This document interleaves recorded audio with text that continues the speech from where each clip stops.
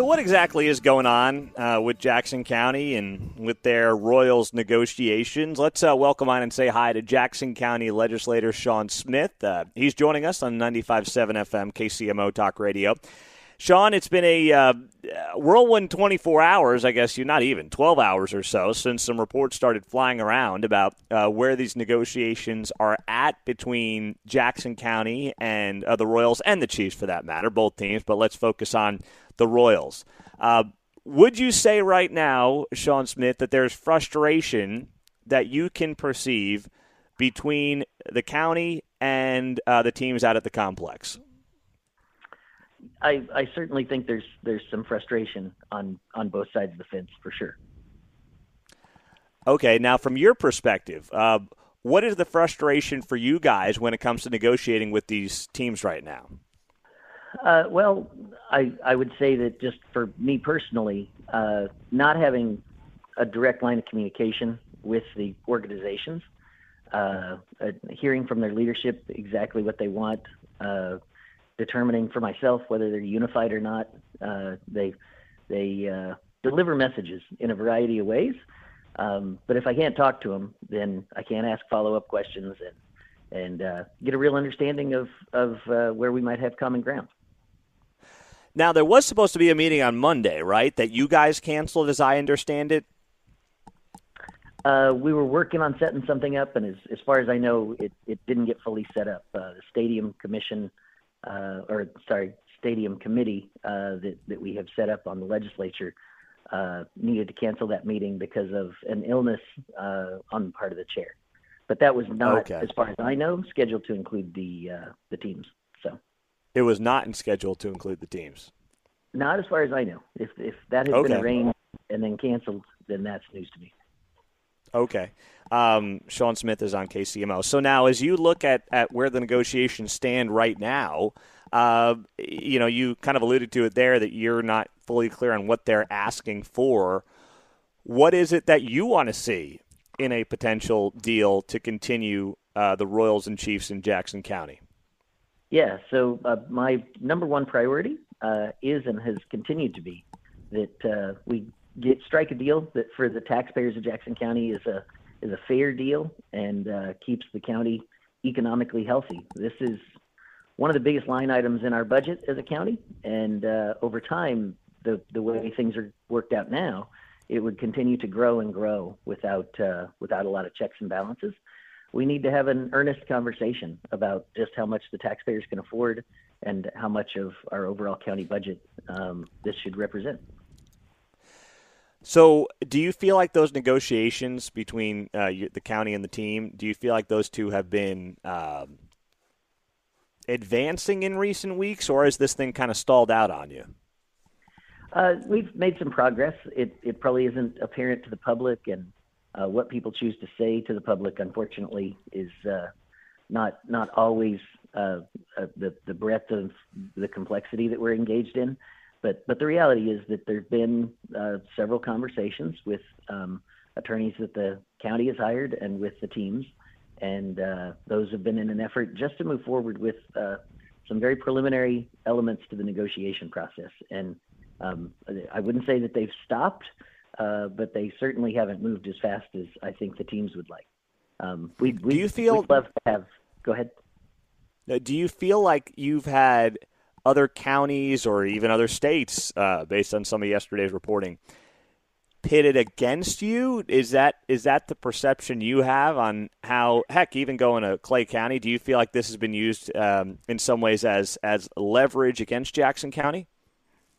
I think it would be expected, at least so I've done lots of large-scale negotiations in my private career. And the reality is that you expect the people you're negotiating with to make sure that they know and you know that they have options. Nobody would want to be in a negotiation. If you go to buy a car, you wouldn't want to walk in and say, I don't have any way to leave here unless I buy a car. Because at that point, your negotiation leverage is gone. So the idea that the Chiefs and Royals, or the teams, I should just say, might have other options or be exploring other options, that seems to me to be a normal thing for them to have in their back pocket, because otherwise the negotiation process would be very one-sided, and that wouldn't be good for them. Sean Smith, Jackson County Legislator, is on KCMO. Now, I talked about this at the start of the show. My understanding is the team is most interested in continuing, if they stay in Jackson County, the 3/8 cent sales tax that currently exists. Is that something that you think the legislature is open to, or do there need to be tweaks around that if it were to move forward? I think the legislature is open to that, and that is the primary driver of revenue for the stadiums. So I think that it's probably expected, and that would require taxpayer approval. And one of the things that I'll say that as a legislative body we're considering is whether or not the voters are willing to approve something. We had the use tax that got defeated, which I think showed where voter sentiment is right now. It wouldn't do us any good to put something on the ballot only to have it lose. And right now, what we have is a situation where we have a lot of unknowns. We don't know where the Royals will plan to build if they build a new stadium.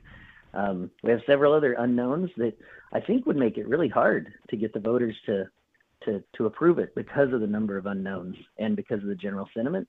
I think we need to work with the teams to really formulate a plan that says this is a plan that the teams like and a plan that the voters can actually get behind. And I think when we get there, then people are going to be excited to embrace the plan. But right now, in my mind, the public perception just is not there.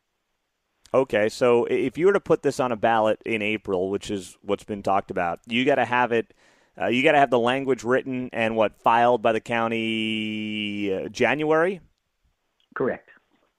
Okay, so January is the deadline. Mid-January is the deadline. So, I mean, can you guys just unilaterally put something on the ballot if the teams say this is what we want? All right, we're on the same page, and you guys just put on the ballot, hey, we want to extend this 3/8 cent sales tax for the teams. There's no funny language like the use tax where there was 17 other things in between there. Would it just be a simple question of continuing the existing tax as is, and then the voters would vote on that in April? So that certainly is an option, and it's an option that I've tossed around a little bit with my colleagues. Having that taken care of, I could see an advantage in the sense that, okay, the voters have now approved an extension of the sales tax. That's like, back to my car dealership analogy, that'd be like having money in our pocket. And now we have the leverage with the dealership, right? As opposed to right now, we're negotiating and we really have maybe an opportunity to go get a loan from the voters, so to speak, but we don't have the final approval authority. We have the ability to ask the voters to approve something. I would think if it was already approved, that would maybe enhance our negotiating posture with the teams. But the flip side to that is, again, with the number of unknowns, whether or not the voters would approve something without knowing where the team wants to move or other aspects of the deal that seem really to be important to the community. Yeah, no. So they haven't told you. So you're waiting on basically, because I guess I'm just getting a little confused here, because it sounds to me like the team is waiting to figure out what they can, I don't want to say extract, but they want to figure out if they can continue the 3/8 cent sales tax with you, meaning Jackson County. But you're saying Jackson County is waiting to know where they want to be. So both of you are waiting for something from the other. Is that fair? It's pretty close. I would characterize it just a little bit differently, and that is to say that it's Sean's opinion, and only my opinion, that voters would be reluctant to approve a sales tax extension without knowing what location and other details behind the deal. So that's just my intuition, for lack of a better way to put it, thinking that we could go ask the voters to simply extend a sales tax extension. What that would really do, the existing sales tax is authorized for the Truman Sports Complex. So if we approved it, what we would have in that case is 3/8 cents for another 20 years, 30 years, 40 years coming in to support the Truman Sports Complex. And that does not, I don't think, appear to be what the Royals would want, because they do seem to want to move to a different location. So one of the reasons I'm happy to put it on So it really, as a voter yourself, and I don't think you reside in Jackson County, but if you did, would you want to vote for just a sales tax extension without knowing where the team plans to locate or what you'd I would think want to know more about their plans. So yeah, well, that's a good point. So we'll wait and kind of hear and figure out what exactly those plans are as soon as the team decides they want to talk some more about it. Sean Smith, great work as a Jackson County legislator. We appreciate it. Thanks for being here. Thanks, Pete. Everybody have a great day.